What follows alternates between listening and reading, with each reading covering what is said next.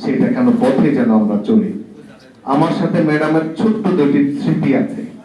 একটি হচ্ছে বিগত আমলে কুমিল্লায় 14 গ্রামে একটি গাড়ি ভরিয়ে মানুষ মারার ঘটনায় বন্দী অবস্থায়, গোলশানে বন্দী অবস্থায় বেগম খালেদা জিয়ার বিরুদ্ধে একটি মামলা হয়। সেই মামলায় ব্যারিস্টার কায়সার কামাল এবং মরহুম সানাউল্লাহ মিয়া আমাকে দায়িত্ব দিয়েছে জেলখানা থেকে ম্যাডামের স্বাক্ষর করিয়ে যেন আমি একটু ওকালতনামায় সেই স্বাক্ষর করাতে আমি পুরাতন জেলখানায় গিয়েছিলাম। এই একটি অসাধারণ স্মৃতি।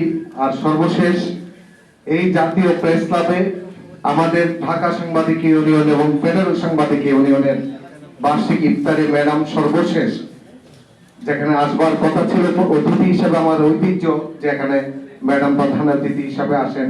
ফ্যাসিস্ট আমলে দখলদার প্রেস ক্লাবের যে কমিটি ম্যাডামকে আসতে দেয় নাই, সেই সময়ে আমরা সুপ্রিম কোর্ট অডিটোরিয়ামে 6 ঘন্টার ভিতরে আমরা সেখানে সেই পরিবেশটি করেছি। সেখানে ম্যাডাম আমাদের এই সংগঠনের ইফতার করেছে।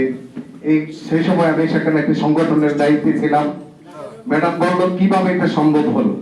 মরহুম রুহুল আমিন গাজী ভাই বললো আমাদের ডিউজের একজন এখানে কাজ করে সাংবাদিকতায়। ম্যাডাম বলল তাকে ডাকেন। আমি দৌড়ে যখন উনি গাড়িতে যায় তিনি বললেন, ও আচ্ছা, থ্যাংক ইউ।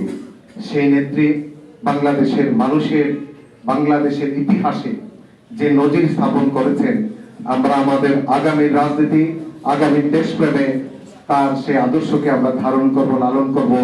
বাংলাদেশের সুশাসন, আইনের শাসন, কাঙ্ক্ষিত বাংলাদেশ প্রতিষ্ঠায় সেটি জারি রাখবো। সবাইকে অসংখ্য ধন্যবাদ।